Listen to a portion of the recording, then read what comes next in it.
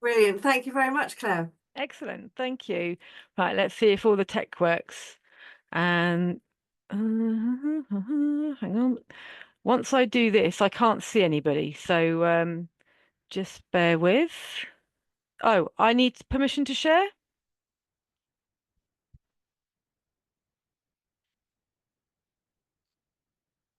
Okay, let's try this again. Okay. Hopefully you can now see a slide. Is that working? Yes, it is, Okay, Claire. excellent. Lovely. Right. So thank you. And yeah, an absolute pleasure to kind of open the net zero section today. My name's Claire Astbury, and I'm hoping this won't be our last discussion of net zero. I'm already planning next year's presentation on the housing retrofit, so just bear with. So how did I come to do this? Last year, as the deadline was approaching for paper proposals for the conference, and I was happily looking forward to being an attendee but not a presenter, I was on a carbon literacy course at work. And this is a project which is an international initiative which delivers carbon training through a network of facilitators. It's reached nearly 120,000 people worldwide. Obviously, climate change is by far the defining issue of our generation and those to come. It impacts on everyone's lives, even imaginary villagers. And so towards the end of the session, we looked at how we communicate around climate change and featured some work called Britain Talks Climate. And in it, there was a segmentation of the UK population to 7 sort of types of people, insights around what concerns them, what motivates them, and how to mobilise climate action differently for different segments of society. And of course, because I'm an Archers fan, I immediately started seeing these different segments in the context of Archer's characters in Ambridge. And if we accept that Ambridge is a microcosm of the country, how can we apply Britain Talks Climate to our understanding of people in Ambridge and what this might mean for their likely paths to net zero and how they mobilise? So yeah, just a little bit about Britain Talks Climate. It's an initiative led by Climate Outreach. It builds on the core beliefs finding of the More in Common polling organisation. The reports and methodology can all be found on the Climate Outreach website, and it's based on interviews with over 10,000 people. It considers attitudes to climate change, personal circumstances. It understands people's sort of backgrounds, politics, economy, all sorts of things. And the Britain Talks climate work was really looking at helping environmental campaigns to target their messaging better to reach the hearts and minds of different segments of UK society. Now, some positive things. The research found that all parts of British society are aware of and concerned about climate change. But obviously, culture wars are starting to open up on this crucial issue. If we're going to really tackle climate change, we've got to have a collective effort. So we have to make the case effectively across the whole population. We can't leave people out. We can't make it a kind of culture war issue because we all need a planet to live on, right? So I also looked at, they did an extra piece of analysis around rural attitudes, given the nature of the Ambridge cohort. And so there are slightly different mixes of people in rural areas, and rural residents are more likely to support climate policies like food waste targets for supermarkets, fining brands for excess packaging, taxing frequent flyers, but they are more car dependent. So they're more nervous about bans on petrol and diesel cars and that kind of thing. There's high support for renewable energy in rural areas, and there's a good sense that carbon reduction will create opportunity. 75% of rural citizens feel that carbon reduction will be job opportunity creating. But also it said that connecting with people in rural areas requires hyper-local messaging. So the recent sewage spill is a really good example. Spokespeople from beyond the bypass are not as well trusted. Local people are better trusted communicators, and it's really important to be inclusive and emphasize how local actions can make a difference. And also this is about reflecting pride in the countryside, and that's about local impact rather than talking about global impact. So my key area of interest from the Britain Talks climate work is a segmentation of the population into these 7 archetypes, which I will describe in more detail. I'll share my ideas about how they apply to Ambridge residents, and I'm sure everyone will have their own views as we go through. And so these sections are progressive activists, civic pragmatists, disengaged battlers, established liberals, loyal nationals, disengaged traditionalists, and backbone conservatives. And let's kick off with the progressive activists. So these are slightly more likely to be urban than rural, but only just. They're opinionated, confident, outward-looking, restless for change. Predominantly a younger cohort, much more motivated around climate issues and global issues. They have a strong commitment to action, concerned with wider issues of fairness and just transition, that kind of thing. But they can tend to pessimism about the future. And of course, this is one of the most active and engaged groups around climate issues. But the advice in the Britain Talks climate work is about helping them to lead local conversations, find ways to build bridges with other groups and hold space for discussions. Progressive activists are assets as long as they don't put others off with their commitment and enthusiasm. So I'm sure you're throwing a few thoughts around your brain. For me, Mia is the obvious progressive activist in the Archers, although she's obviously moved out of the village these days.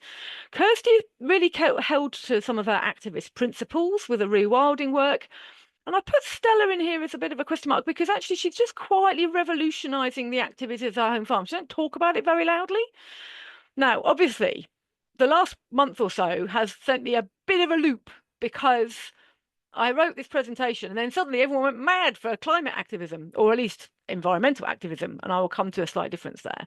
Pat and Emma have recently demonstrated an enthusiasm for activism by civic means and by direct protest. And also, Henry might be the next generation of activists now that Mia's left for university because he showed up at the demonstration and brought colour with him. And so I would have thought maybe Pat would sort of lurch into this area. And I sort of had Pat here in some ways. Civic pragmatists, they are a bit similar to the progressive activists, but they're perhaps older and wiser. They do care about the environment. It doesn't always impact their voting choices. They are active in the community, have high levels of trust in institutions, but they can also tend to a bit of negativity sometimes and feel helpless or sad. But if you want something organised, they are really important people to turn to. Their radical pragmatism is really important. If you want something done in a village, you want your civic pragmatists around. And so it won't be a surprise to see that I've put Lynda in this category, obviously, for organising everything. But I also put Neil, the church warden, and Fallon, who's sort of dabbled with the Fete, and she can be relied on for supporting village activities, I think, until more recently when she's been a little bit distracted by her personal life. The disengaged battlers are next, and these are, again, more prevalent in urban than rural areas, but I would say that actually there's a dynamic around being poor in a society where not many people are that make those people more isolated. So again, this is a cohort that's younger, financially insecure, disempowered, but very resilient. They feel like there's one rule for the rich and another for the poor. They don't have a lot of trust in institutions. They're very concerned about fairness. They don't have a lot of money, but they're compassionate and resilient with what they've got. And this is the group that are most likely to agree that there's no point protecting the environment because the big companies in the other countries will just keep polluting. Well, there's been some evidence of that, I suppose, in Ambridge in the last month. So ways of mobilizing this group is around demonstrating opportunities in a net zero economy, focusing on principles of fairness rather than climate justice as a whole, and recognizing the realities of daily life and the cost of living. They are the biggest concerns. So anything that you do around the climate work needs to address those cost of living concerns. So in this group, I had Chelsea and Ed, and there were a few disengaged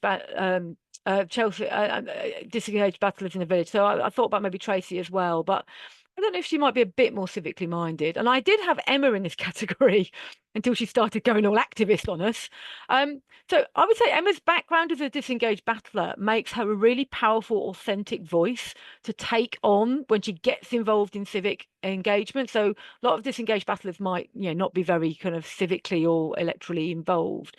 So she is engaged on like the water issue because it's impacted on her job security. Her mother's got job security. She does have quite low trust in institutions, and she's been using her civic role to challenge the big business. And a lot of, those disengaged battlers are not really involved in voting and, being a councillor and so on. So she sits on the edge of this, I think. But I think her background in this sort of space does make her a very powerful voice in an authentic way. Moving on to the established liberals. Again, this is quite a prominent area of rural societies, so more prevalent in rural areas. They're financially comfortable, they're trusting and untroubled, meritocratic, optimistic, professional, outward looking. They are often found in rural areas in the southeast. Civically engaged, like the civic pragmatists, and they regularly volunteer and donate to charity. This cohort understand the power of their personal choices, and they've had money, so they use things like their consumer impact to make a difference. So they're more likely to reduce meat consumption, buy an electric car, install a heat pump, those kinds of actions. But their understanding of the issues also cause them sometimes to question the kind of other benefits of some of those changes. They're the ones who will buy an electric car but worry about the source of the battery, that kind of thing. But they're fairly comfortable. They're more relaxed about the pace of change, but they can be motivated. They want to be optimistic and forward looking, and they are interested in kind of return on investment and global fairness. So I put until Pat rediscovered the activist mojo, I had also put her in here. I think we've seen in the last couple of weeks this different play out between Pat and Tony. Tony's sort of slight why bother attitude may knock him out of this category altogether. I feel Jim fits the mold. And when we discussed this at the Saturday group, we wondered about Justin. I think Justin is performative in this space. Like, I don't think he really belongs to the established liberals, but he likes to make it look like he belongs in this space. There's a whole kind of psychological profile about why that might be the case. I think he perhaps is a bit more of a backbone conservative, but I think this is the space he likes to be perceived as, but be interested in people's views. In terms of the loyal nationals, they tend to be older, patriotic, socially conservative and hardworking. They're highly likely to vote in elections. They're concerned about inequality. They have a strong sense of right and wrong. 99% of loyal nationals feel the world is becoming a more dangerous place. I mean, quite frankly, we can all agree with them right now, but concern about climate fits into that fearful view of the world. So motivating this cohort really requires deep engagement, not tick box exercises. They want practical examples from trusted messengers like small business owners, people that they can identify with. And emphasis on fairness to people like them is important too. Again, that's that local national story, less of an international mindset. And in this group, I put Clary and Will Grundy, and I also sort of vaguely toyed about Tony at this point because they were a bit kind of he was being quite skeptical. Like, they're engaged, but they worry about stuff. And obviously Clary's got more reason than usual to worry right now. Moving on, the disengaged traditionalists. So they're politically alienated, culturally traditional, and they're more likely to be male, working class, and skeptical about climate change and society. This is the cohort that's least concerned about climate environment, but 75% are still worried about these issues. So that's still a majority, like good majority. They like strong leaders. They want to see politicians take a lead. They want like a rules-based approach, but they are also focused on this cost of living, and they're resistant to anything that costs money, basically. And so motivating this group requires building trust, making concerns feel like common sense and beneficial, focusing on why the rules are fair, why they are in place. And I see Eddie and Jazzy in this cohort. Jazzy famously have very low democratic participation. And I've wondered about Vince. I think Vince sort of aligns well in this space. So finally, the backbone conservatives. So they're socially and culturally conservative. They've got a respect for hard work and tradition. They've got a love of country. They're concerned about nature being damaged by climate change, and food security is their highest environmental issue that is important to them, well above reducing emissions from cars and planes. They probably quite like those holidays in the sun. And this is the largest group in rural areas. It's significant rural presence. So the ways that you motivate this cohort are to engender pride, be practical about policy change, so they will use their existing power. So they've got power and influence, and they should be using that for climate gains based on the locality.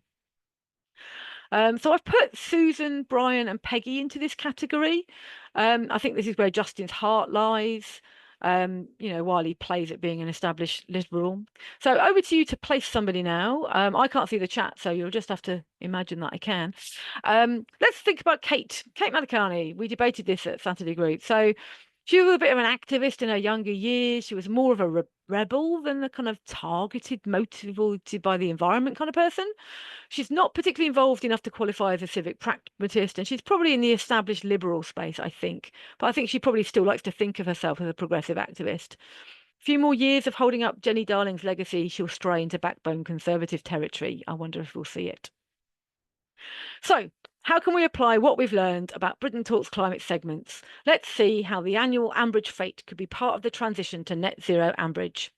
So it's really important to reflect on how to engage with those least likely to respond to climate messaging, such as the disengaged traditionalist, especially for the Fete organisers, who are more likely to be drawn for the more engaged groups.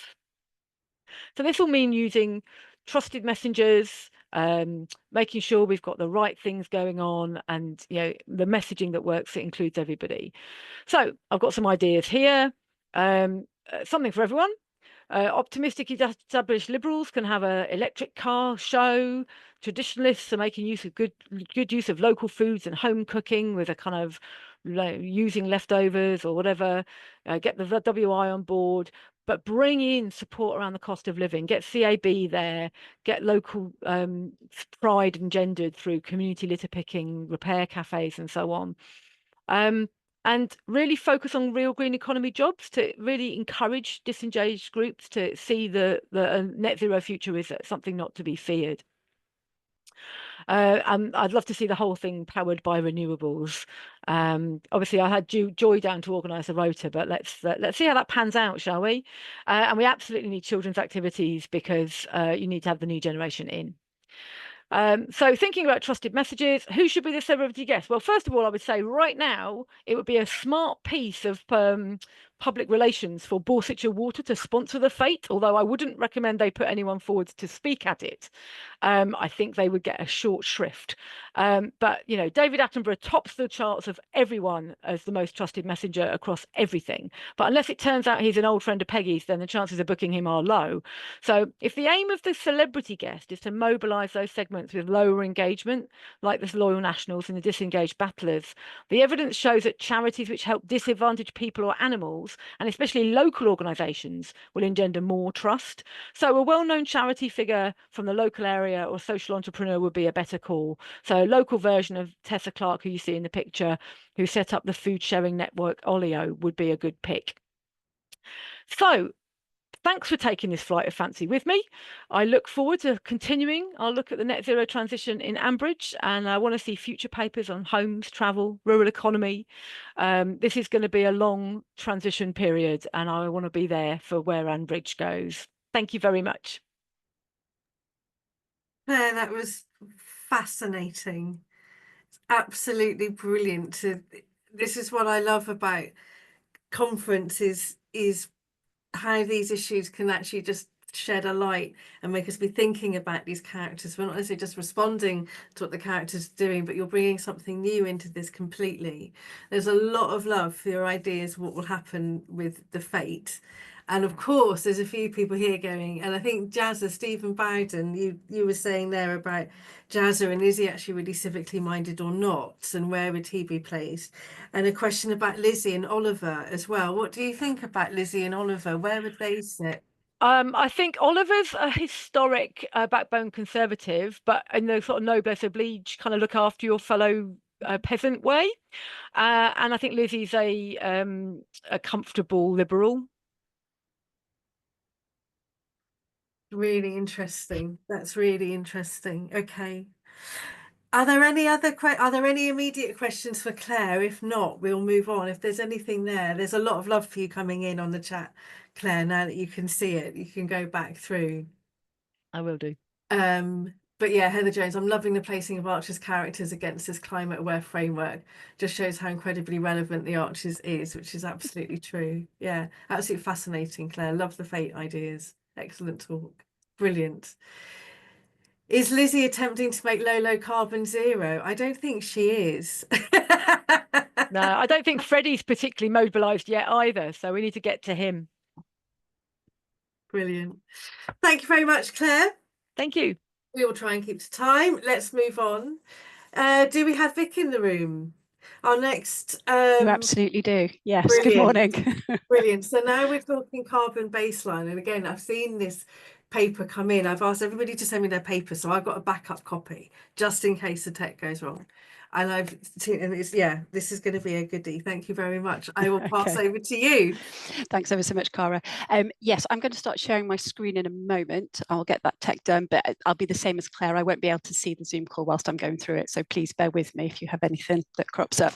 Right, screen share. Let's do this. Okay, slide 2 should be being shared with you. Right. Has that come through?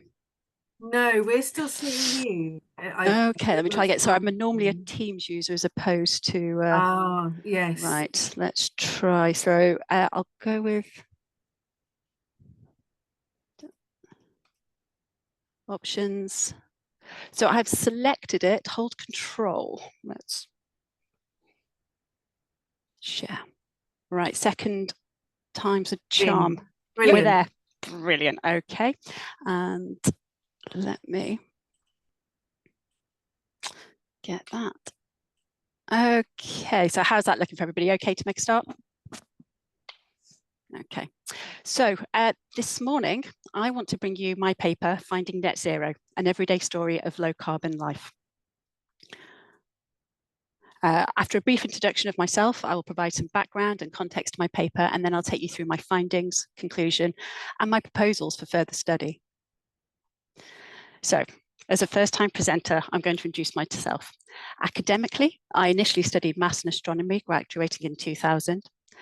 Some years later, and against the advice of my earlier careers advisor, I returned to study and undertook an MEng in civil engineering, graduating in 2011. I then worked predominantly in the UK nuclear sector and achieving chartership status in 2020. But more importantly, though, my Archer's credentials.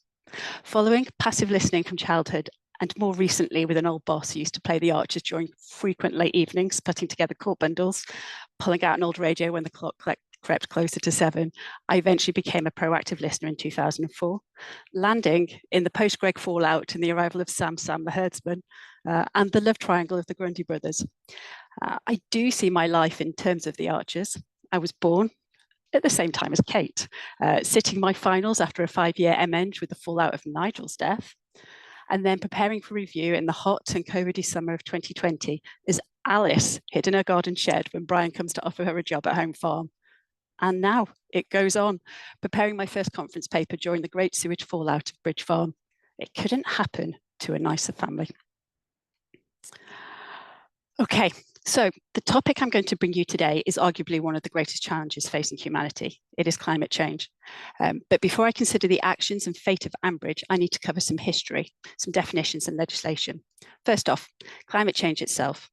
Since the 1800s, not long after the start of the Industrial Revolution, human activities have resulted in a growing shift, which is ongoing to this day, primarily due to the burning of fossil fuels such as coal, oil and gas, releasing carbon dioxide into the atmosphere, which acts like a warming blanket, enveloping the planet and trapping energy from the sun, energizing fluid flow across the globe, creating change and generating a positive feedback loop for the system, resulting in more intense droughts, heat waves, wildfires, catastrophic storms, and devastating floods, with the increasing potential for overcoming the infrastructure designed and built, at least in the last century, such as the inventory of Borsetshire water. And there is the declining biodiversity. But with the creeping infestation of pests and diseases to new zones across the planet, such as the Asian hornets being found at Brookfield.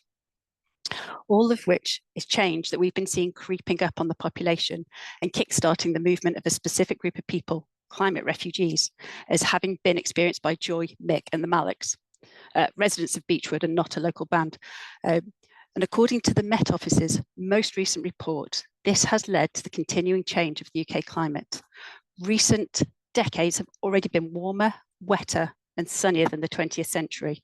Observations show that extremes of temperature in the UK have been affected much more than the average temperature.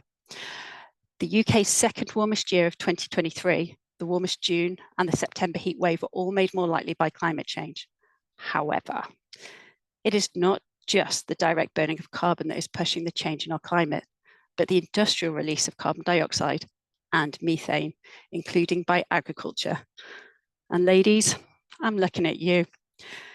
We already know many of the solutions: cut emissions, adapt to the change, and finance the necessary adjustments. We need credible action now, but who is taking it? But first, we need to look at the legislation.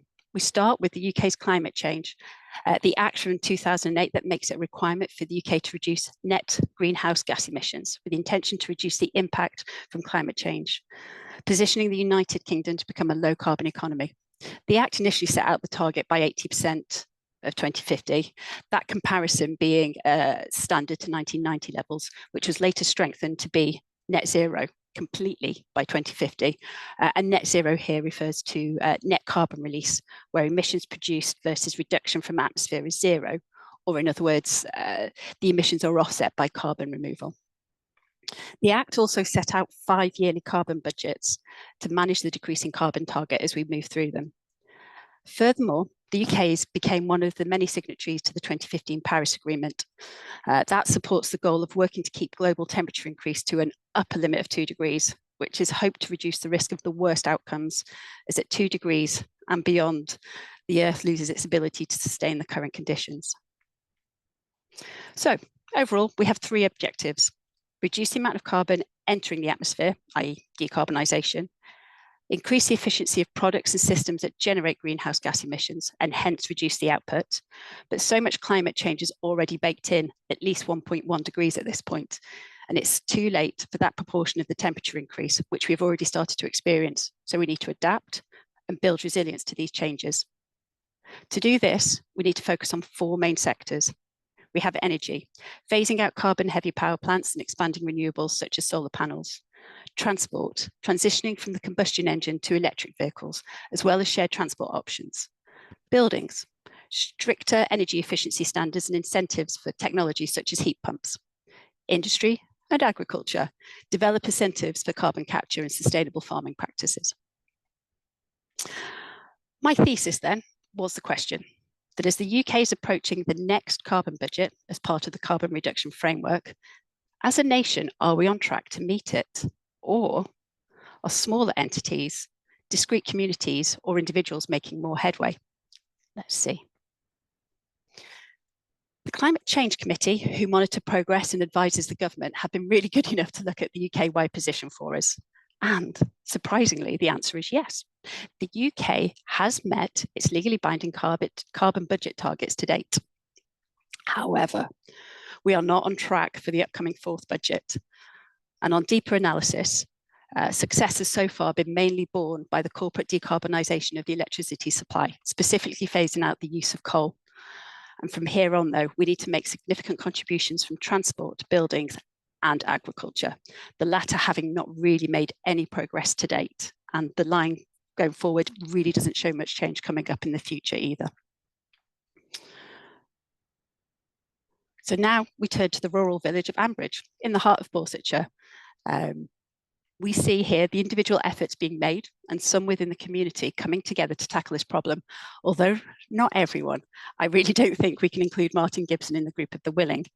However, what we do see is the village as a whole does not shy away from environmental issues. We have the solar panels feeding Brookfield Farm, the soon to open the EV charging station, although a tree under a protection order was taken down during the construction phase, which we shall never mention again. We also have the direct selling of local food production, Bridge Farms veg boxes, and possibly locally sourced meat to the schools in the neighbourhood if Fregdy gets his way.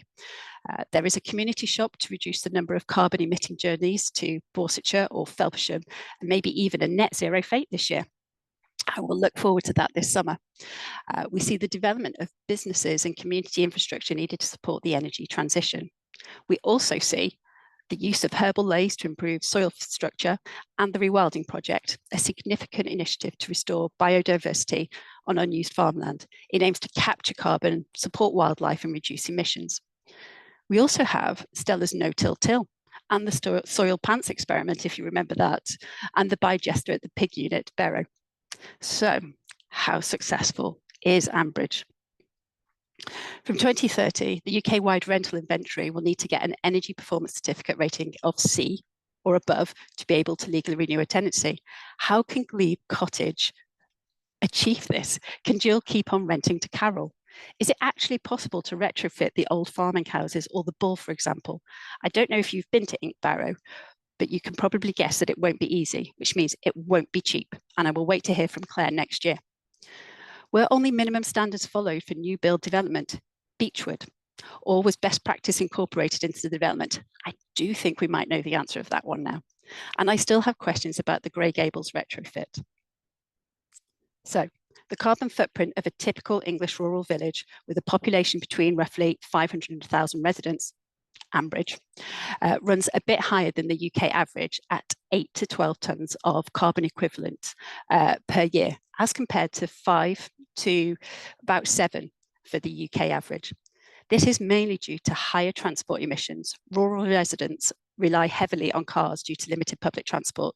Fuel consumption is used for daily commutes, school runs, and shopping trips, significantly contributing to those greenhouse gases. Furthermore, it is not safe to cycle or walk on these village roads, as both Tiger and Leonard can attest to. And you must have your own transport. Since about 2022, the chances of even seeing a bus are less than your chances of spotting a Bellamy's bird of paradise down at the Hyde. And in respect of home heating, for the older housing stock, I can quite well imagine that a number of the local properties are still on oil, let alone gas, and not the electric of urban homes, giving rise to higher emissions, as well as being unlikely to be energy efficient. And we have waste and consumption. A rural location is less likely to have access to recycling facilities. And as alluded to already, rural areas may rely more heavily on the grid electricity due to lack of supply and gas lines, which can also add to rural poverty due to the uneven balancing of the standing charge. And turning now to the residents, with the support of Claire, I wanted to focus on a couple of those individuals she mentioned. As progressive activists, Mia will be focusing on reducing her own carbon footprint, such as being vegan, as well as supporting others to reduce theirs. And Mia is currently at Newcastle University studying to progress her own career in this industry with the intention to make more of a difference. And we have Kirsty, who worked hard to keep Brian accountable after the poisoning of the Am. And she took on the Rewilding project and is a mainstay of village climate change action that I see. And we're also now seeing Emma Grundy join this group from being a disengaged battler with her recent actions. Well, we shall see.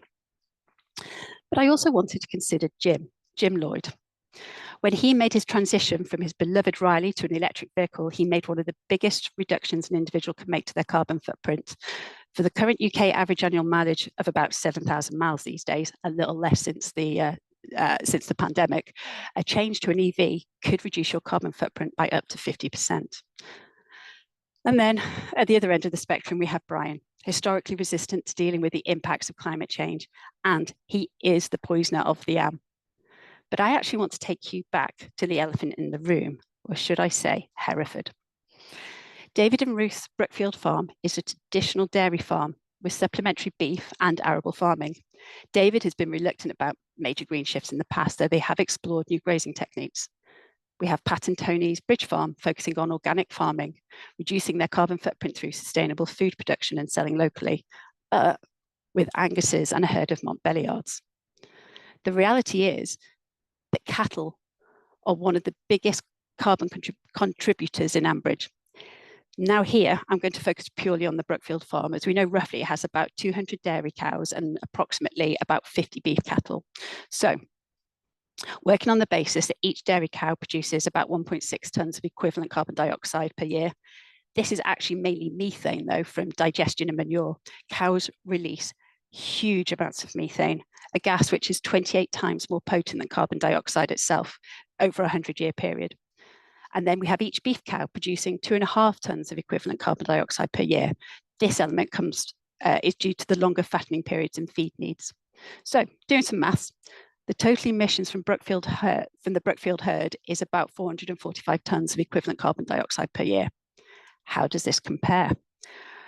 Brookfield's herd emits as much equivalent carbon dioxide as 200 petrol cars driving 10,000 miles each every year. This makes Brookfield one of the biggest single carbon sources in Ambridge. However, This is something that can be reduced by using methane, reducing feed additives such as seaweed-based supplements. Regenerative grazing and agroforestry can be used to support carbon sequestration and offsetting. Anaerobic digesters, as we know, turning the manure into biogas and also reducing the methane itself being produced. And we can use lower intensity farming, fewer cattle supporting more sustainable practice. And yes, cows are worse for the environment than pigs in terms of greenhouse gas emissions. It's mainly due to the methane production from their digestive system. However, pigs do have their own environmental impact, particularly down to their feed and dealing with the manure. So for illustrative purposes, I've included some visual data sets from the National Atmospheric Emissions Inventory. It contains the UK emission statistics covering pollutant emissions from about 1970, and it covers a whole suite of pollutants. But specifically, I'm interested in the 7 greenhouse gases as per the Paris Agreement.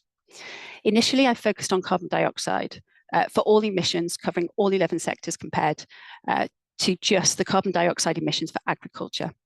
It is clear that carbon dioxide emissions are led by other sources, such as the transport already referred to. You can clearly, can visibly see the traffic-heavy urban centres and the main transport hubs and routes within the UK on the all sectors group. However, when we focus on the much stronger pollutant methane, which traps more heat than carbon dioxide, it is a different story. Here, there is little change between the all sectors map and the agricultural emissions only version, with the majority of emissions coming from the rural agricultural areas of the UK, home to such villages as Ambridge. Okay.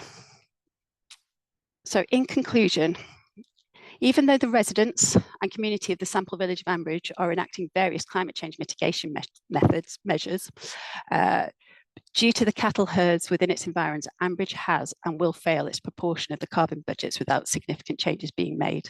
Although the ongoing success of the UK is by no means guaranteed, as only 1/3 of the emission reductions required to meet the target are covered by credible plans today. And so finally, in the interest of advancing on knowledge of the Ambridge community, I propose some additional further research topics to build on my work to date. While this study focused on the direct comparison of the wider UK picture when it comes to meeting net zero versus the experience of a rural village of Ambridge, we will need to continue tracking progress towards 2050, and I propose a longitudinal study to oversee any change. And furthermore, it's important to consider the barriers to change and if they are equivalent, such as the impact of a lack of a cohesive strategy supported by regulation, or that the individual is implicitly picking up the tab for the energy transition. Okay, and then for anyone interested, I can share the list of my references to date. Many thanks for your time, and I'm happy to address any questions you may have. Thank you, Vic. That was so brilliantly thorough and engaging. It was just absolutely fantastic. You've sparked a lot. Oh, have I? In the chat. No, I mean a lot. So some people sort of saying as well about future storylines of solar farms and windmills, for example, to come in. Others sort of saying as well, like, so when is Ambridge, or when is one of the script writers actually going to really bring in these issues? Because you and with Claire have sort of pointed towards there's a very sort of everyday decisions, ways that we're living that are, farmers, people are doing now. So why, where is this in the storyline at the moment? And when you talked also then about, the big events of climate emergency climate breakdown, I was also wondering what the view from Lakey Hill would look like, because this very green bucolic land that everybody in Borsetshire mentions and is so loved, that's going to look very different. Probably a little bit wet, I'm going to say. You'll probably be able to paddle your toes off the top of the hill, but hopefully not, but yeah, that could be where we end up. Yeah.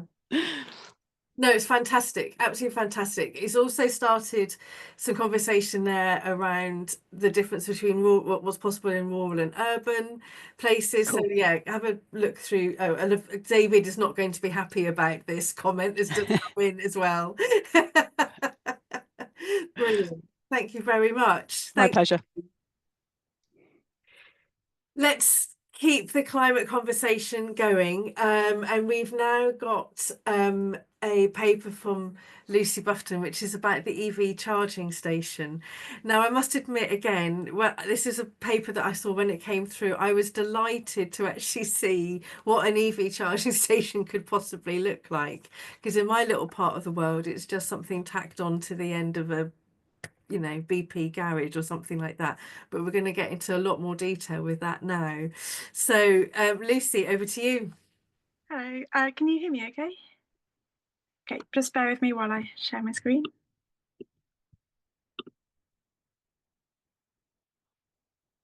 This is my first time at this conference, so yeah, do bear with me.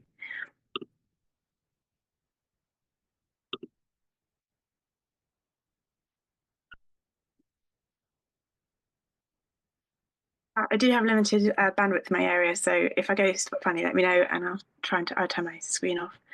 That works. So, hello. My talk is on the impact of electric vehicle charging stations in rural communities. I'm going to talk about some real life examples and bring it back to Ambridge and give a bit of a prediction about what we think is likely to be happening with this charging station that Justin Elliott and Borchesland are bringing to Ambridge. So I'll just do a bit of a background about EV charging in rural areas. Then I'll talk about some case studies and real life examples. Then bring this to my prediction and what's going to happen with some additional discussion after that. And any questions at the end. So a bit about me. I've been listening since 2005. There were no, to me, interesting characters introduced then, so I line myself as a Brenda. She was the first character I started listening to just as she was starting her relationship with Tom. So I have a particular interest in EV charging. I am an electric vehicle owner myself. Partly when I had the opportunity to buy a new car, I wanted to reduce CO2 emissions, nitrous oxide, and then save money on fuel long term. And particularly in my area, there was a fuel scare, and driving past the queues for the petrol station was quite rewarding in itself. And I'm often driving into Bristol for work, so I have no punishment tax for going into the city centre. The great background, the incentive. So why does EV charging matter? We have some UK green goals. The country has to be net zero by 2050, as discussed. And in the current government, or the previous Conservative government, said no more petrol diesel cars to be made after 2035. But if this is going to happen, it's yet to be seen. There have been some government grants and supports and incentives to adopt EV in rural areas. And it's also mandating a certain proportion of car sales to be sold, so 22.5%. And like the car manufacturers are under pressure to produce more and sell more. So last year, Volkswagen were behind their target, so they had to sell EV cars at a discount. It's always worth looking out at the end of the year. There are challenges for rural areas. So power. A rural area may not have sufficient power to bring power into a charging station. So Borchesland have, well, we'll go into this later, but there's a 10-year delay from requesting power and actually getting the lines in. This can be either additional power lines or new pylons altogether. They'll need to make an application for power and a different application for a high power than to a low power. And delivery times will vary as a result. A private home will also need to make an application to install a charging unit for their car. They may not have enough power in the street to apply this. Another challenge is range anxiety, and as a user I have experienced this a lot. It requires planning ahead, contingency planning, in case you get used to chargers that you're used to and it's out of order or it's busy, taken up. In my case, it's often by a Tesla. And I think an opportunity and both a challenge is educating people, getting them used to seeing more EV chargers around, kind of getting people into the mindset of thinking electric as the future. So some key aspects that this charging station could bring to Ambridge. It may increase footfall and people in the area. A key thing to grab is the lag time. So while people are waiting for their cars to charge, they're kind of a captive audience. So get them eating, drinking, looking around at the shops, popping into the bowl. Although this may have an impact on the traffic, which may not have been thought about, the infrastructure needed. Then we've got the retail park, which may produce job opportunities and opportunities for retail and growth. And just quickly, some myths about EV chargers, which some of the inhabitants of Ambridge may have. They don't explode. They're 10 times less likely to burst into flames than a petrol car. It's just the ones you hear about, get more in the news. And the batteries do not degenerate significantly within 8 years. The initial purchase of a cost of car is higher. A cheapest basic model on the market at the moment is now down to 15,000, but that's still more expensive than a new petrol car. So going into some of the case studies, the first one is the Cotswold Gateway Centre, Gloucestershire. And these have an ultra fast chargers, 200 kilowatt chargers. And so this is being a rapid charger is likely to attract people just for the charging, as well as people who are already going there for the opportunities. And there's outdoor walking, water sports, restaurants, and then so a high way of capturing people's dwell time. And it's quite a hub of things going on. So it's kind of mutually beneficial in itself. Then the Appleby Creamery in Cumbria, they've had an industry grant to get solar panels, batteries, and car charging. They've installed 480 solar panels, providing up to 180 kilowatts of generation capacity, which you can see in the photo down here. However, their car chargers that they've installed are 22 kilowatts. So this is a trickle charge, lower power. So people would need to be, most likely, people would be coming to the creamery anyway and the shop, and it would be charging up as they're there anyway. So this may attract visitors' choice when choosing which to go to. If one has a charger and one doesn't, they may choose the one with the charger, but they may be less likely to go there for the charger in itself. This is making me think of Bridge Farm. This could be a potential opportunity for them in the future, as they've got the real estate. They could see if there's a grant to have this, as they've got the land. However, I think the managing director looks a bit too cheerful to be a Tony Archer. My third case study is Moulton Hampstead in Devon, which is close to where I live. There are 30 kilowatt and 100 kilowatt chargers, which have been supported by Devon County Council. However, there's no evidence if it has brought more visitors to the town in itself. It is not close enough to the major trunk roads of the A30 because there's chargers closer to the main roads. So people would have to be sort of going past anyway, but it does help improve the range that people are able to travel by hopping from charge to charge if they need to, especially if they're out of area, and reduces range anxiety, just knowing you've got more coverage. But initiatives like this are helping rural areas as it improves the coverage all the time. So what is the predictions for Ambridge's charging station? So not a lot of information has been given regarding the installation, so we have to make a few assumptions to base this on. So voltage. So superfast charging stations, this is 350 kilowatts, have a higher voltage, 600 volts, than the fast chargers, which is 50 to 150 kilowatts, which have the standard 300 volts. So we don't know what Ambridge is able to get, but realistically, I would say it's more likely to get the lower voltage, so the less fast chargers. But this difference is crucially important for the success of the charging station, as it makes a difference between people making a beeline for it and just going there anyway, because the shops are more of attraction. As Justin Elliott is a businessman, we would expect him to get the highest power possible. And given that the Archers is a programme designed to educate the public, then I believe the charging station can only be a success. In reality, I think it would be unlikely to get the power, so it would be reliant on the attraction of the shops to pull people in and create that dwell time. The price is really important for power. Super high power stations are expensive, so they'll be more expensive to charge, and the less fast than the trickle chargers could be. So the prices are 70p per kilowatt hour for the charge fast ones, and then 35p for the trickle charge. So, for example, if you've got a BMW i3, so a small electric car, to charge half a car, it would take half an hour and cost £14 on the fastest charge. and a trickle charger would be 1 hour and cost you £7. And charging at home, as in a comparison, it would take you 4 hours but only cost you £1.40 with off-peak charging. So the charging station is a little more likely to attract people away from their home who are already away from their homes, as home charging is so much cheaper. So on the number of units from the storyline, I know that there's at least 3 and that they want to be food and drink. I'm assuming there are more, but having food and drink will be key at attracting them and keeping them there. And it would be, so I'd be very interested to hear what's coming up. Likely candidates for more EV in the future is Bridge Farm, but I believe that this will be something that will be led by Henry in the future.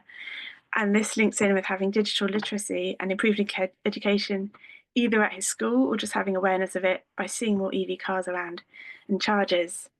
I believe that Fallon may have chosen the best bet at staying at the Bull until the charging station becomes viable, and they may even do better at getting their own charging at the Bull. Now that they can offer coffee and cake, you could have a coffee while you charge. I see Pip as possibly trying to introduce something at Brookfield in the future. We don't have electric tractors developed yet, but one day they could be commonplace on farms. Not sure what Tony would say to that. And Alice, having her background in tech, I believe she'd be more likely to get a new car when she comes up to getting her new car, but maybe less likely to buy one just now. I've put Eddie Grundy as my unlikely candidates to ever get that. You might call it newfangled nonsense. And I have identified Jazza as someone unlikely to get an electric car. But yeah, I may be wrong. So yeah, but I think the Archers is doing their bit at playing their part at trying to promote awareness of EVs to the greater public. And I hope they will continue to do this and do more in the future and bring electricity to Ambridge. And then I hope that Fallon will get her vegan catering in. But I think this does align with people for the same reasons they get electric cars. They may want to have vegan to reduce their impact on the environment. And so the Cotswold Gateway has got a good plant-based menu options in line with their fast charging. So in conclusion, in the right environment, against the challenges, EV charging stations can only benefit rural economies and support sustainability, but we need the infrastructure to improve in order to create this network of people feeling they can travel with and reduce their barriers to getting EVs. And yeah, so the future is coming, hopefully. Thank you for listening. And my reference is here. Any questions? That was fantastic, Lucy. I really enjoyed that. I find this is a really fascinating subject because it doesn't just point to climate, but it is also pointing to like a major new resource coming to this village. As much as, you know, it's an EV charging station, you're right. What else could come along with it and what opportunities could it open up? It's installed. You've got a lot of comment here in the chat. Stephanie Michael has put their favourite EV station there. She was on mainland Orkney. So I wonder if we can get a list running of all the favourite ones up and down the country. And I find it interesting as well, you know, you saying there about what would Henry bring in. And of course, the Archers is a classic. We're always looking at the generation that's holding the power now and then the generation that's coming up and what that's going to mean. And of course, we're talking about the inheritance at Lolo and at Brookfield as well. But also, you're right. So we're not just talking about immediate storylines of climate. What would the storyline of Henry be as potentially the head of Brookfield in X number of years be as well? It's absolutely fascinating. I really enjoyed that. Stephen Bowden, are you in the room? Can I ask you to unmic? I am in the room.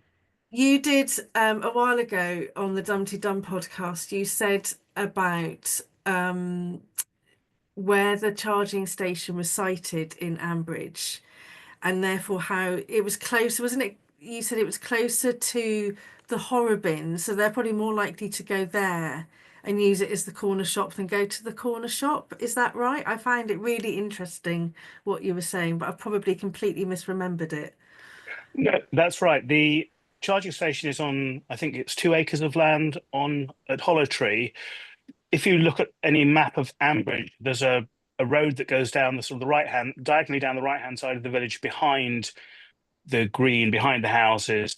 And there's a footpath from the green, as in number 1, the green, number 6, the green, through to that road, which comes out almost opposite where I believe that the EV station is going to be. So for somebody like Chelsea, it would be quicker to get to there than it would be to get across the green itself, the real triangular green, to the village shop or the pub or anything like that.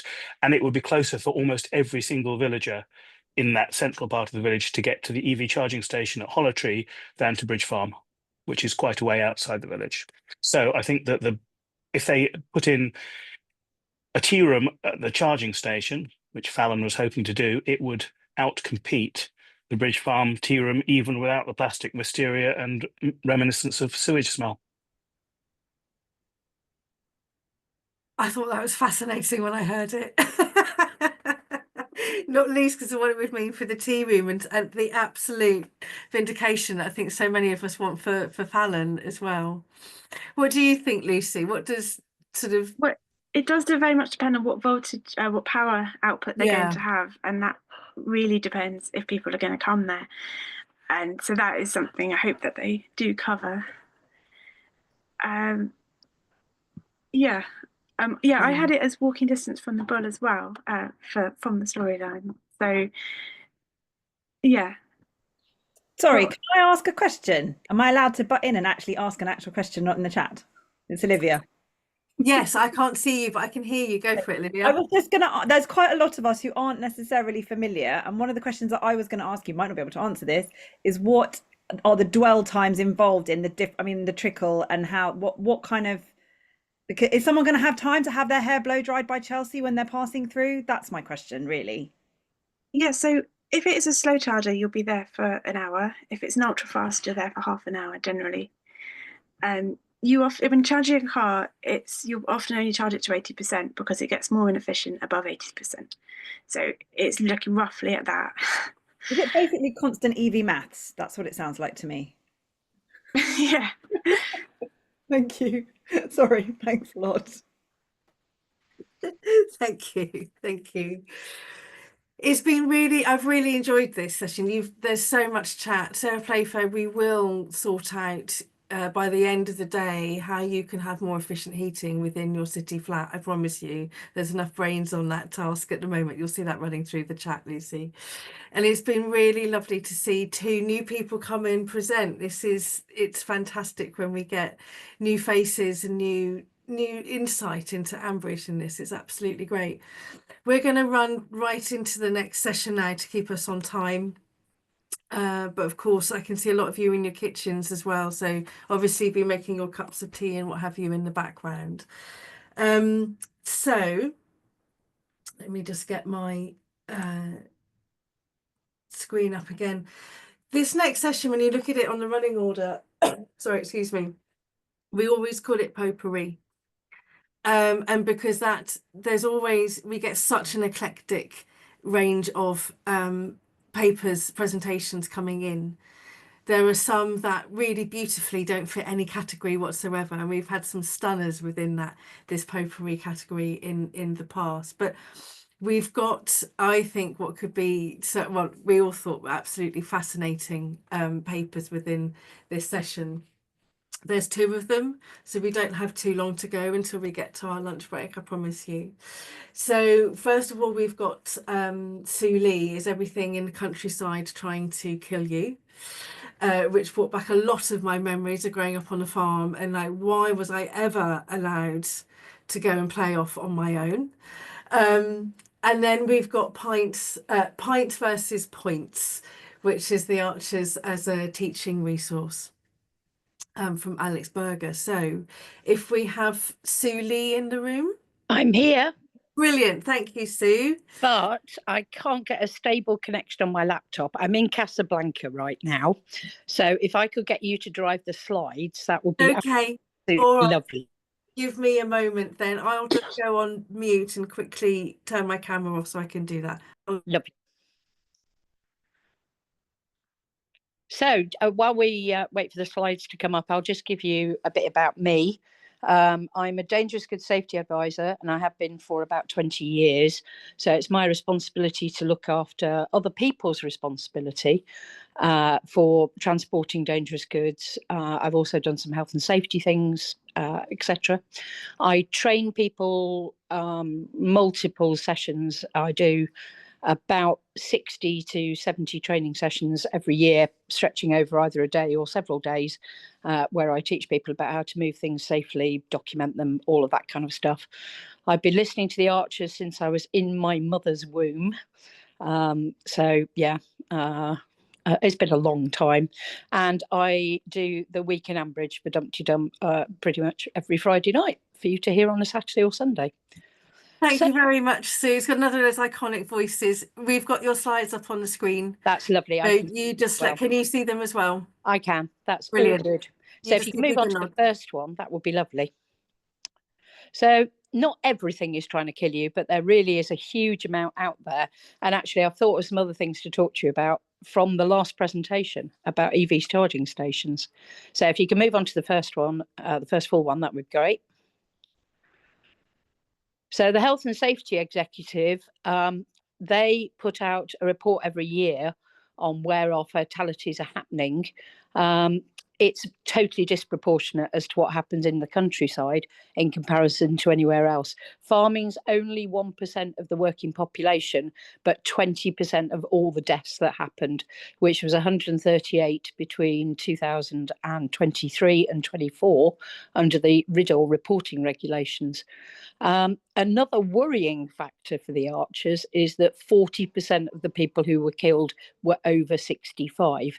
So I think we know where the problems are potentially going to lie. Next one, please.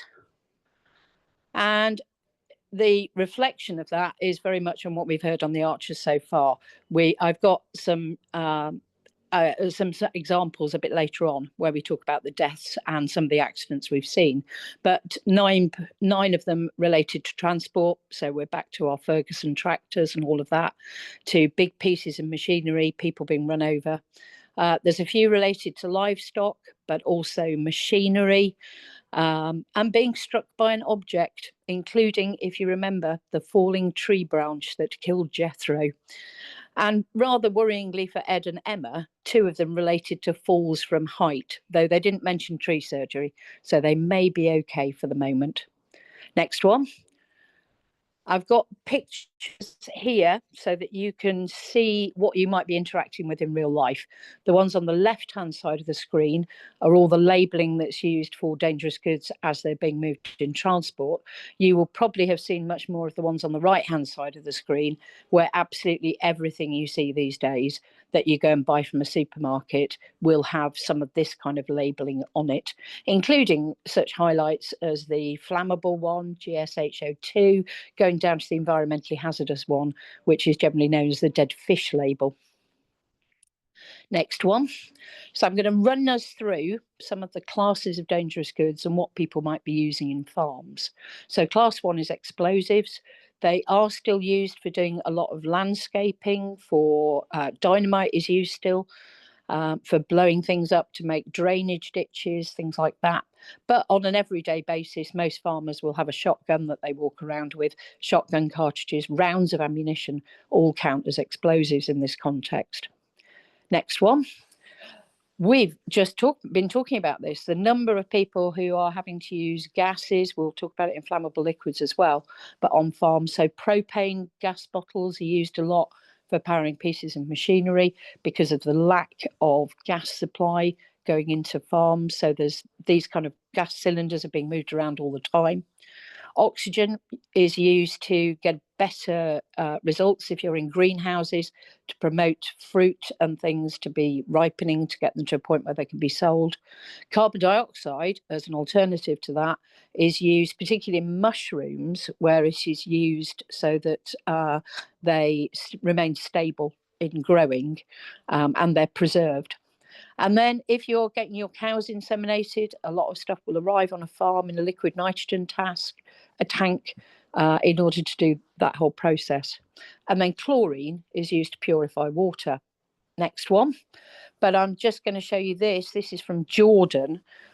This was about 20 tankers of chlorine gas that were being loaded onto a ship by the side of the dock. And these individual tanks had 25 kilograms of chlorine in a tank that weighed about 25 tons of chlorine in a tank that weighed about 5 tons as well, so 30 tons in all. The chains that were being used to move them onto the ship were only designed to carry 8 tons, and they managed to move 4 of these on. The 5th one, it broke. And this is a perfect example. This is why this, when it was used in the First World War, was known as mustard gas. Hopefully you'll see the bright yellow colour there. 12 people died in this, 165 people suffered serious injuries.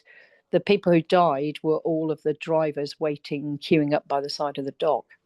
So, and this is used a lot of places, smaller tanks clearly, but still represents a significant hazard.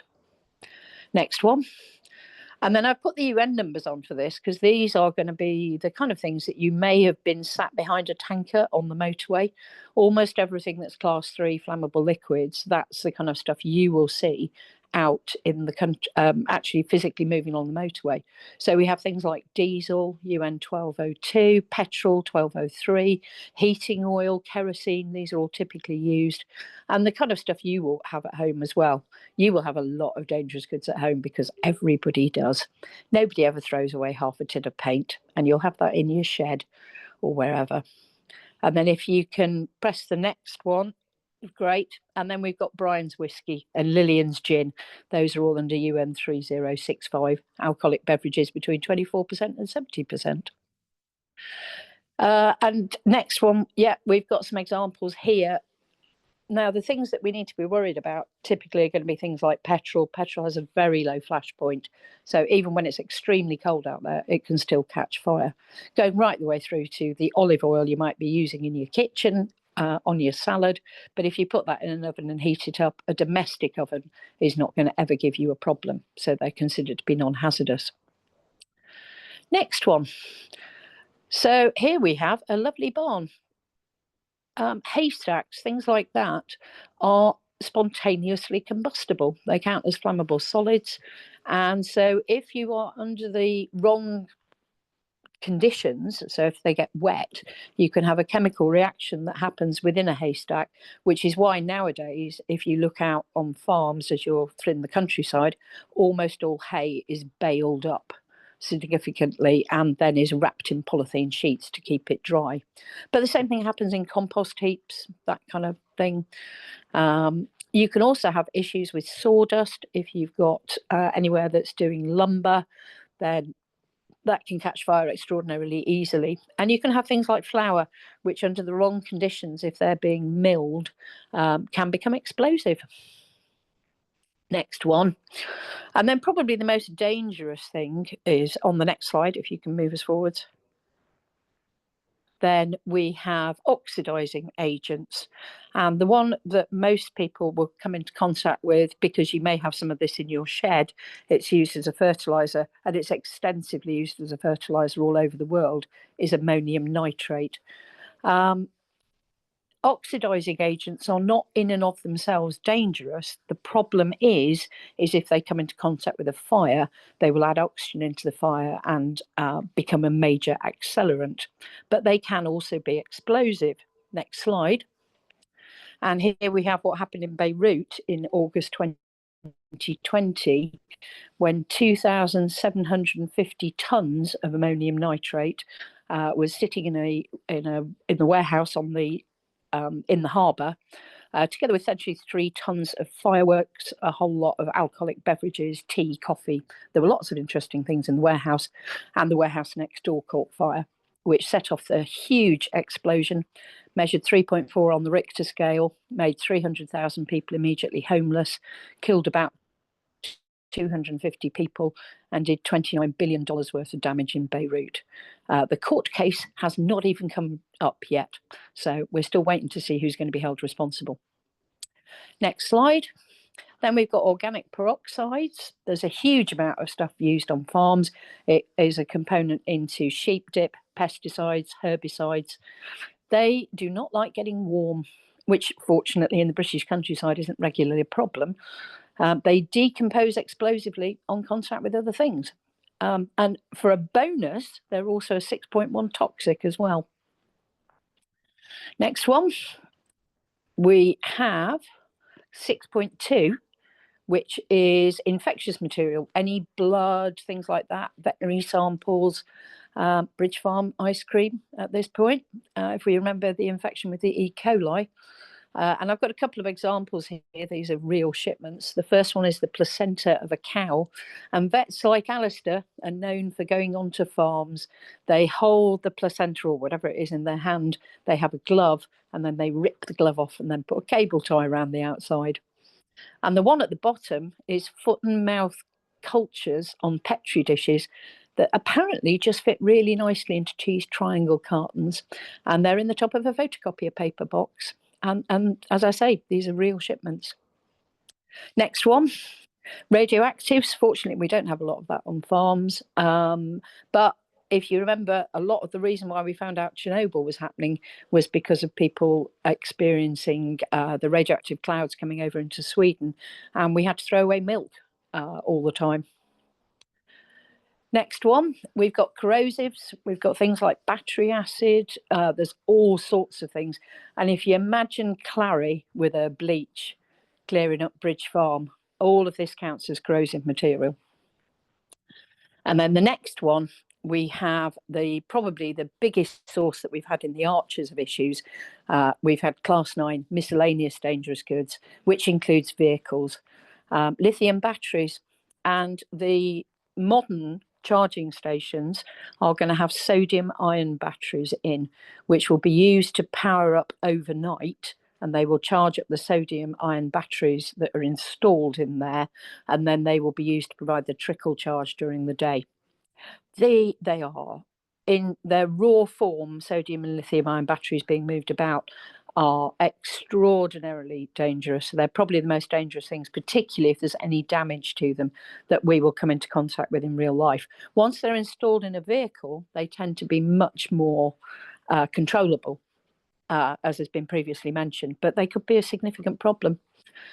We've got first aid kits and stuff like that, dry ice, genetically modified microorganisms, all sorts of things that could potentially be used. And if you've got a life raft, when we could have done with one of those when the Am flooded. And the next one, there's also plants out there. People don't think about plants, but under the Plant Health Act of 1967, this is the most deadly plant that grows in the UK, the hemlock water dropwort. Colloquially known as dead man's fingers. If you dig it up, it produces these things, these rhizomes underneath the soil, which taste very like parsnip. And apparently people eat them on not a daily basis, but certainly there's half a dozen poisonings a year from them, where people dig them up and decide they're going to eat them and are poisoned. Death comes swiftly, you'll be glad to know. And then we have things like adders, horses in barns. We've seen all of that. Bulls, a particular problem on the Archers. But really, the reason why people die on the Archers is due to the whims of the script writers or the editor. Next one. So let's just think about the deaths that we've had in the Archers. Obviously, Grace dying on the night that ITV was launched. Jethro, who I've mentioned already, Clary's dad, who died because of a falling tree branch administered by David Archer. Nigel falling off the roof. I don't think we can blame that on dangerous goods at all. And then John had an argument the night before. I so remember that, with Tony, and then went out on the Ferguson, which crushed him to death. But we've still had a few other things, if you can move on to the next one. Plenty more accident, yeah. Who remembers Brian Aldridge being kicked in the head by a BSE-infected cow? He had surgery, he became epileptic, couldn't drink or drive, but it's okay. He got better. It's not been mentioned for a very long time. And then Tony got crushed up against the wall by Otto the bull, had a heart attack and all of that, but has survived to whinge another day. And then Clary Love. I had to look this one up because I don't remember this, but it's all there. Q fever. She had premature lambs, dried them with a hairdryer and put them into the Arga to keep them warm. And then Mike Tucker, who lost an eye in another tragic tractor accident. Next one. So in conclusion, we don't have to worry about it all the time. There are ways that you can stay safe. Not everything is trying to kill you, just an awful lot of things, but we have guidance for the government. We have the countryside code. That gives us a lot of explanations about how to do things, and people really ought to use their common sense. Sadly, it is very lacking. And on the last slide, I've got some references for you if you want to look up any of those. Thank you very much.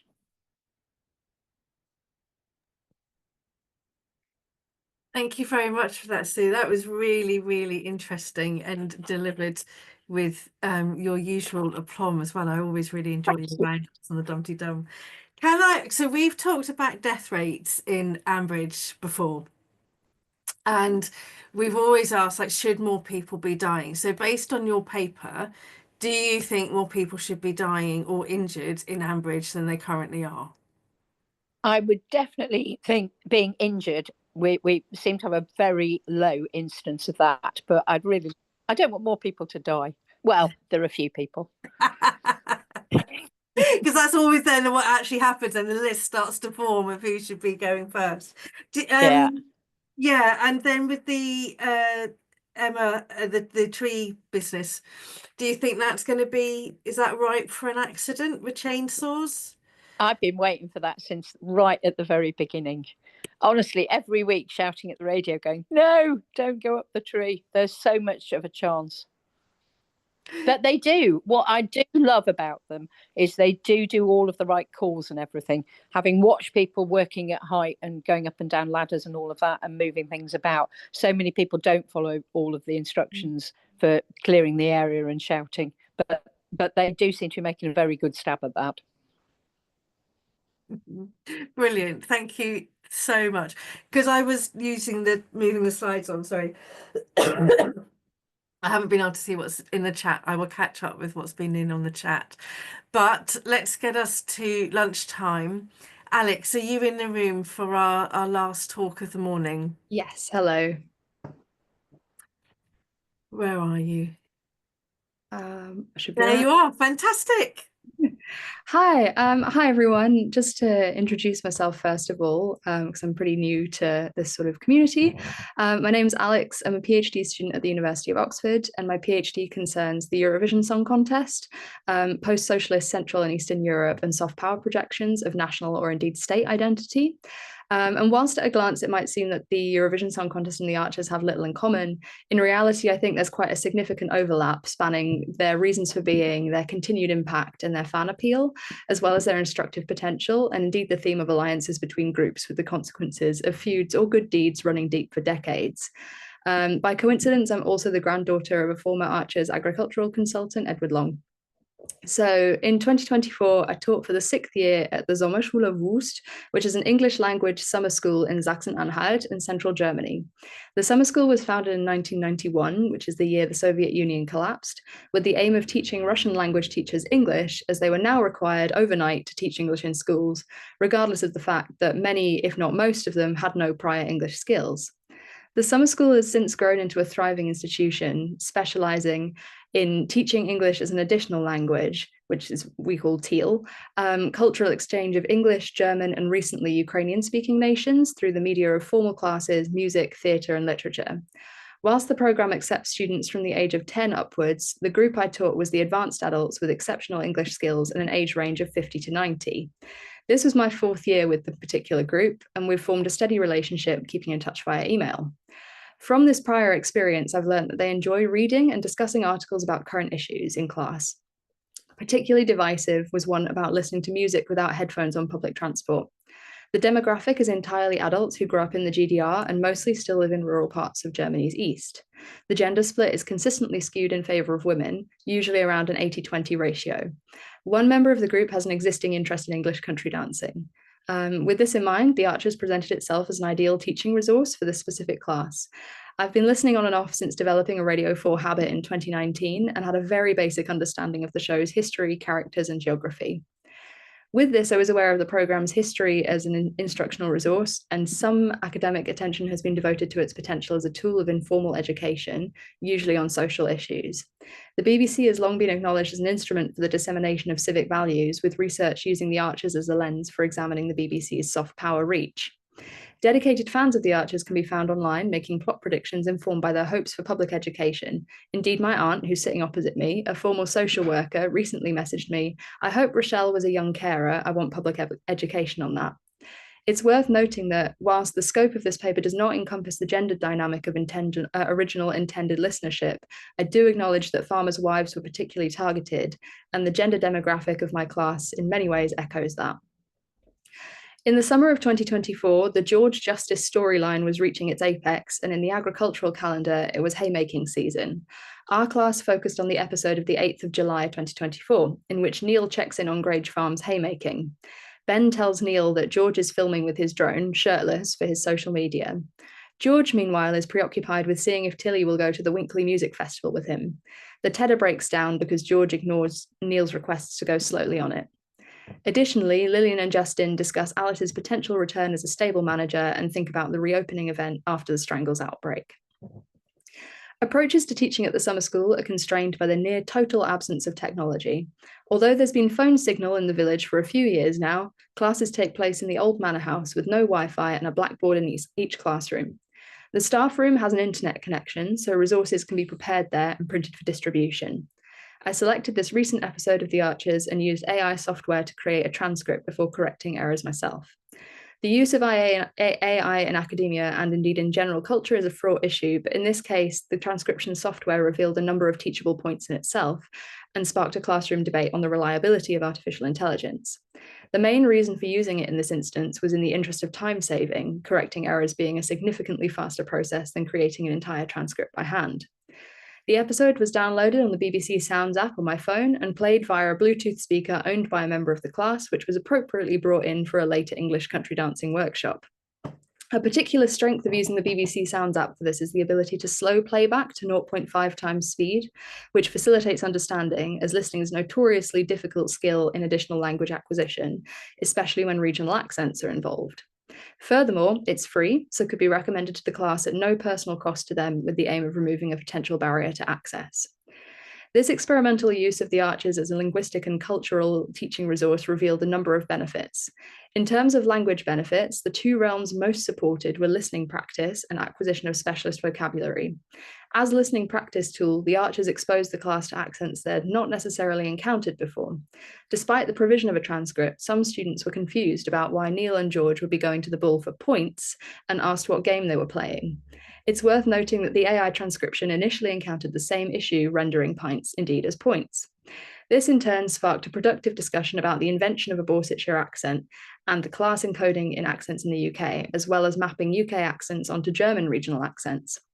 Furthermore, the exact repeatability of sections of the programme allowed us to re-listen and dissect particular sentences and structures, as well as identifying idioms.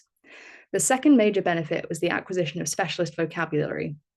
This was something I, as the teacher, had to identify in advance whilst preparing the transcript, and I included images to illustrate this. For example, the word tedder came up, and the image helped the class to connect the word with their own agricultural knowledge and absorb the vocab more naturally. TEAL is not just about language education, but also language and cultural exchange. Understanding that TEAL teachers have just as much, if not more, to learn from their students is a vital component of modern language teaching, and this is where the use of the Archers as a teaching resource tallies most with existing research of its use as a social educator. Former East Germany remains more deprived than West Germany, with disparity in GDP and disposable income. According to the German Institute for Economic Research, between 2015 and 2017, those working full-time in Western states earned on average €3,070 gross per month. In the East, this was on average 2,320. In terms of the hourly rate, in the West, the average is €17.40, but in the East, it's only €13.10. Due to the age demographic of the class, all of the students had grown up in the GDR, and the Archers provided a prompt for a discussion of a sense of class inequality in contemporary Germany. Additionally, the agricultural references and depictions of small town life prompted a comparative discussion and a mutual cultural touchpoint.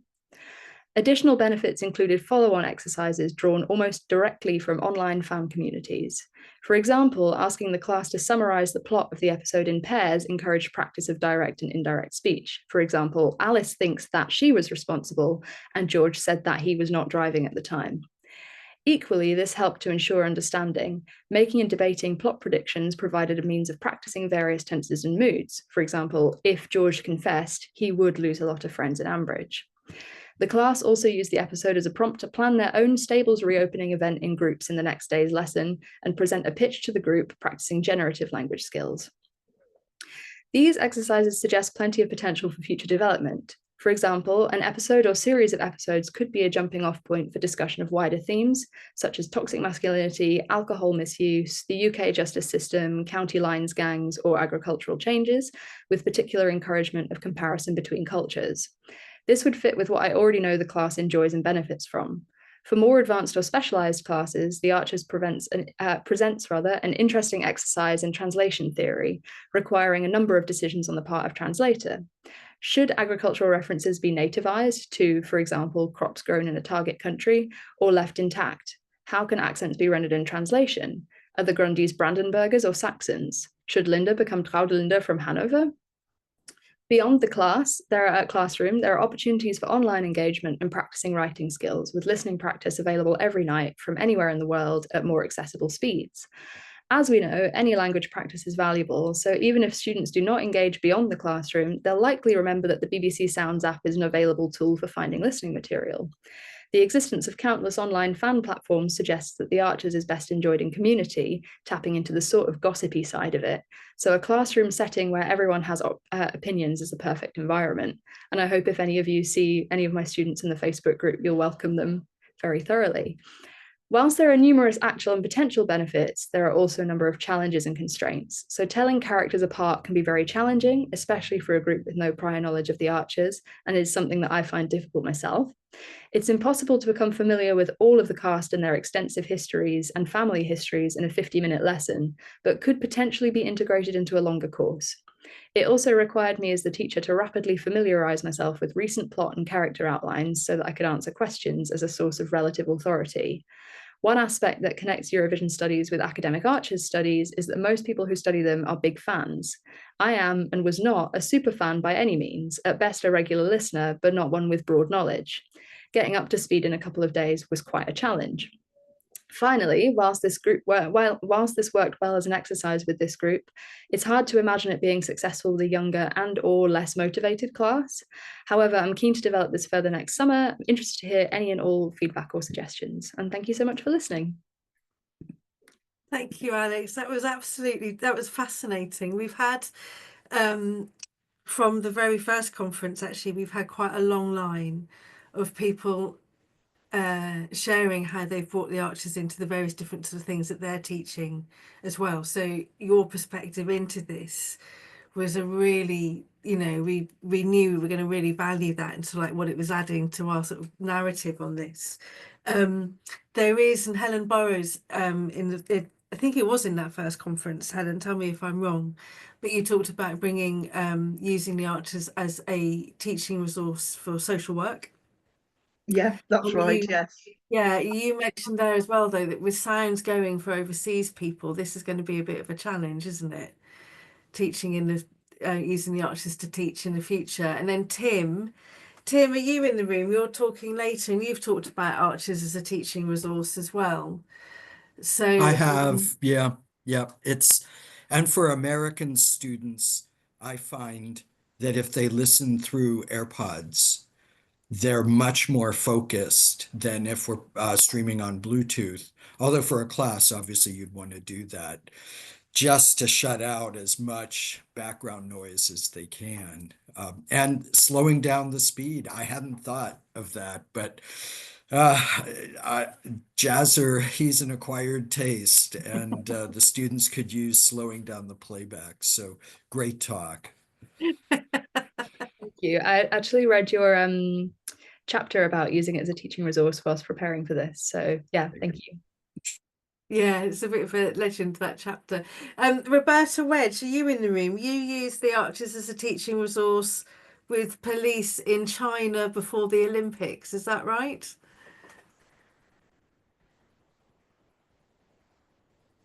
Is Roberta there?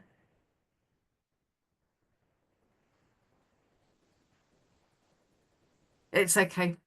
I find it really interesting, just the different global settings it's in, and this cross-cultural resource, and the differentiation between the voices we've talked a lot about before as well. And of course, Rob Drummond has talked a lot about the accents and the similarities or not, and different people's perceptions of those accents as well. So thank you very much.